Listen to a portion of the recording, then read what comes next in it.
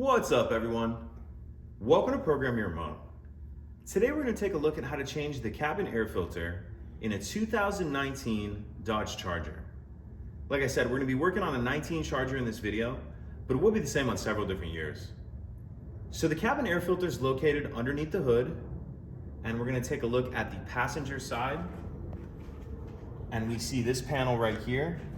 There's these two clips on the bottom that you want to push in, and then that panel will come off like that.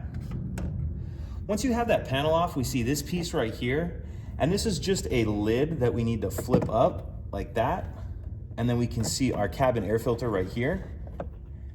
And this filter actually doesn't need to be replaced right now, but when you put your new one in, make sure you're paying attention to these arrows. You want these going towards the rear of the vehicle.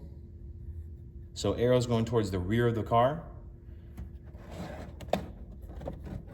Get your new filter in there, snap that lid down, and then we just need to put this panel back on. And that's it. Pretty simple. If you have any questions, please let me know. If you could take a second to like and subscribe, it helps us out, and I'd appreciate it. Thank you.